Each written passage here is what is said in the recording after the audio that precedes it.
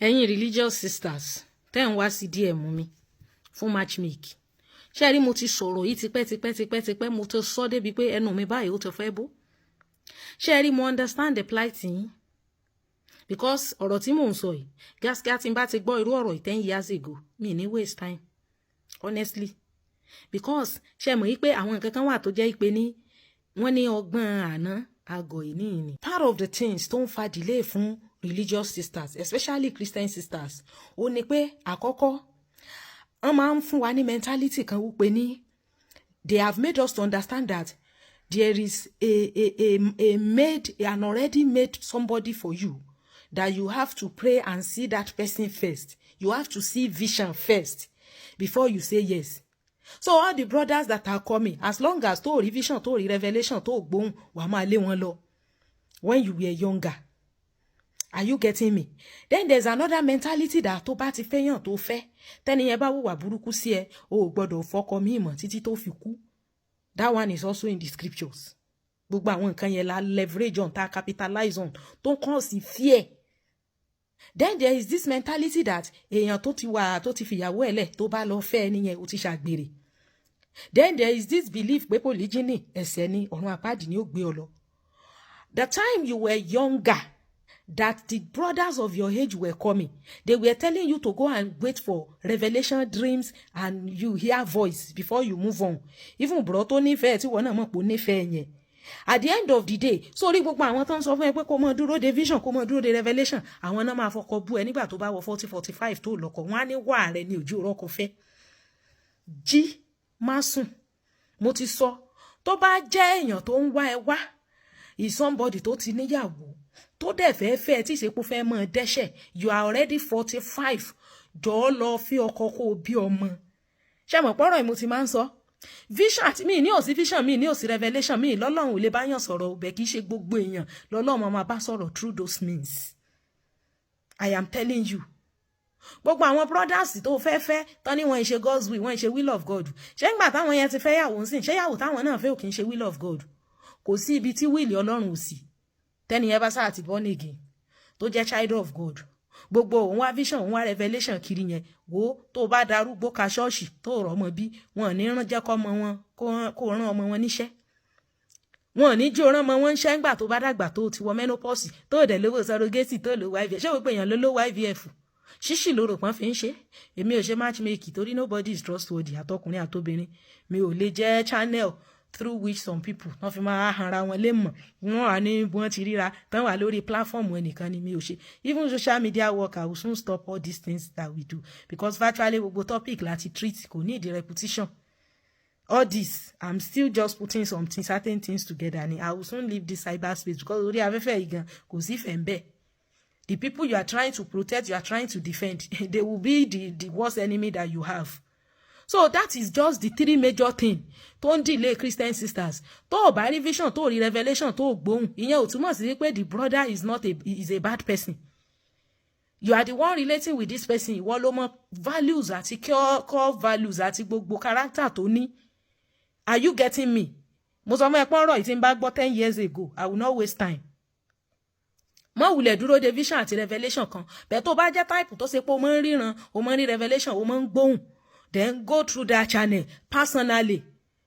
Then number 2, all this fear of pé tó bá lọ gbégbèsè tí ó dá tẹ́ bá wá ṣe mọ́ ó dúró títí tó fi kú àfi tó bá pé decision ẹnìyẹn. There are people tó jẹ́ pé tán bá ṣe ìyàwó bẹ́ẹ̀ yẹn tí ìyàwó yẹn ò bá work, once tán bá ti bí ọmọ tán fẹ́ bí wọn ní rí mọ́. Kì í ṣe pé bóyá nítorí wípé religiously we put you in a cage. Torí ẹlòmí àbílífù pé tó ń bá lọ ṣe léyìí tí ò bá wọ́ọ̀kì mọ́, as long as tẹ́ni yẹn ò tí ì kú òun ò gbúdọ̀ tẹ̀síwájú. That is another mentality. Are you getting me? Torí èmi tẹ́ wá ń báyé mi I no dey do matchmaking. Tí n bá gbé update síta ń sìn pé mò ń ṣe matchmaking, èrò á yá wá. Ọ̀pọ̀lọpọ̀ àwọn ọkùnrin tán yá wá àwọn òbò náà ń fẹ́ wọn fẹ́ yàwó, òbò náà ń wá wọn wáyàwó. Èmi ò dẹ̀ ní jẹ́ channel téèyàn kan fi ṣe zìnà. Then àwọn tí wọ́n ti níyàwó rí ngbà kan tí bóyá rìn àjò yẹn kò fún wọn lálàáfíà tán fẹ́ rì márì, wọ́n á ní kẹ́ ẹ mọ́ fẹ́ wọn, wọ́n á lẹ́ṣẹ̀ ni. Wọ́n á ní kẹ́ ẹ mọ́ lọ ṣe polygyny náà, wọ́n á lẹ́ṣẹ̀ ni. Ìyìn tí máa ń fa delay nìyẹn. Ọ̀pọ̀lọpọ̀ wọn náà ń bà yín jẹ́ lẹ́yìn. Àìmọye àwọn bro tó ní interest in you tó ṣe pé tán bá ti lọ bá àwọn religious leaders yín náà máa parọ́ mọ́ yín fún àwọn bro yẹn wọ́n lè lóyè sí èèyàn gidi wọ́n lè ní kinní kan ní ọ in fact mo ní sister ìdálọ́ọ̀dù kan tán lọ purọ́ mọ́ pé ó ti ṣe cancer breast pé kò lọ́yàn pé fóòmù ni mo ń desire bí wọ́n ṣe lọ purọ́ mọ́ fún bro tó fẹ́ fẹ́ nu ọ̀rọ̀ mo ti sọ́rí online. So sórí gbogbo religious activity yẹn is good but don't go and hang your decision on it. Everyone is looking for how to grow his own empire. Tó bá dẹ̀ jẹ́ pé empire àtàwọn tó ń tẹ̀lé is the church and the Disney iṣẹ́ tó bá ń ṣe ń bẹ̀ ló máa ṣe wọn nífẹ̀ẹ́ káyé ẹ̀ tẹ̀síwájú ju gbogbo yẹn lọ. I'm telling you those are the cause of your delay. Kì í ṣe pé bóyá you don't have good character. Are you understanding me? So get yourself out of that cage and consider the people that are coming. Níbi táyé lajú dé ìbéèyàn lóyún gan. Some men will still be coming to you despite pé oyún wà nú ẹ̀ wá ní o mọ̀ wọ̀rí tó bá bímọ tán o lè wá jẹ́rọ́ ni kó kàn dúró pé ó fẹ́ bọ́ dẹ́ṣẹ̀ ni kò sí bó ṣe rí téyàn ò ní wá bẹ̀tì wọ́n tó ti pé 40-45 irú èèyàn tó máa wá kò lè jẹ́ single because ọkùnrin at that age tí ò níyàwó rí kò wọ́pọ̀ tó bá dẹ̀ wà younger person ló máa fẹ́ so gbogbo ìfẹ́yàn tó ti níyàwó rí mò ń wá widower mélòó lórí nílẹ̀. Bible don't recognize the widower now. Bible only recognizes widows. Bible does not recognize widower. Torí pé fẹ́ kàn tẹ́lẹ̀, the death of one single woman is not necessarily to render a man a widower because a man can have as many wives as he has the capacity. Àbí throughout Bible sórí widower ń bẹ̀rì. Ẹ má máa tanra yín ẹni tí yàwó ẹ̀ òkú kò lè lági mọ́ yàwó ẹ̀ lórí. So bó ṣe jẹ́ nù, matchmaking is not, I don't believe in it. I believe in natural interest. So get yourself out of that cage that there is somebody customized made for you. Tó jẹ́ pé ara rẹ̀ gini kan yóò wá kàn dédé appear miraculously. Irọ́ ni o. Ìwọ náà wá ń retí ìyẹn gbogbo wọn bro tán fẹ́ràn ẹ tán nífẹ̀ẹ́ tán ṣe pé kíní wà ní orí vision orí revelation wọn ṣe God's will títí tó fi pé 45. Unfortunately àwọn ẹni yìí àwọn yẹn máa matchmake àwọn bro yẹn fáwọn ọmọ tiwọn. Ṣé o ti rọ́mọ God will not do cannot exist kankan tó 40 kò tó lọ́kọ. Ṣé o ti rọ́mọ ọmọ God religious leader kankan tó age ẹ kó tó marry. Orí wọn pé Ọlọ́run ló ìwọ lọ́lọ́run ajé ògbọ́n. So get yourself out of that cage and spread your tentacles. I know I have a platform. Not even a platform. Platforms. This Facebook alone, I have 3 different pages. Could they say it told less than 100,000 people? The same thing on YouTube and TikTok. So if I do matchmaking, I go make money. Àwọn tán lérò tó mi gan wọ́n pawó through matchmaking. Ìmọ̀ọ́mọ̀ ṣe nítorí mo mọ̀ pé ẹni tó máa fẹ́ is that person around you. Even kó jẹ́ pé indoor person yẹn bóyá once in a while ló máa ń jáde. There will still be somebody or some people that will always be seeing you and they will be showing interest. Tèmi ò ní o mọ̀ rí revelation o. But Shalom ti ń bẹ sọ̀rọ̀ through means yẹn tẹ́lẹ̀. Has God been speaking to you through that means before?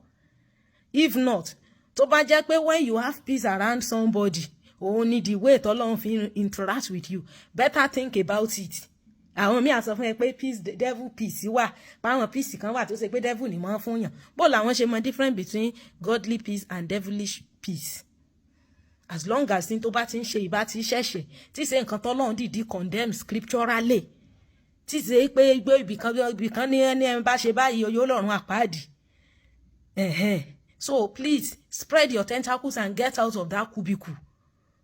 Torí gbogbo àwọn tó ń sọ pé wọ́n dá tó ń lé lọ ní ìsìn ìkùbí ó lè dá àwọn yẹn gangan ní tiẹ̀. Full stop. Torí gbogbo DM tẹ́ẹ̀jẹ́ ó sẹ́mi yí bí àrùn rí do matchmaking. Ọ̀pọ̀lọpọ̀ àwọn ọkùnrin tó bá ti wá ṣe matchmaking bẹ́yẹn ìwà burúkú náà máa ń wù sáwọn obìnrin tó bá rí true matchmaking. Ìwà burúkú náà máa ń wù sí wọn because ó ti fún wọn ní mentality pé wà desperate. So go do your assignment and get out of the 4 walls or the 4 corners of this belief that is not really a way to heaven. Salvation nìkan ni way to heaven. Bó ṣe jẹ́ nìyẹn.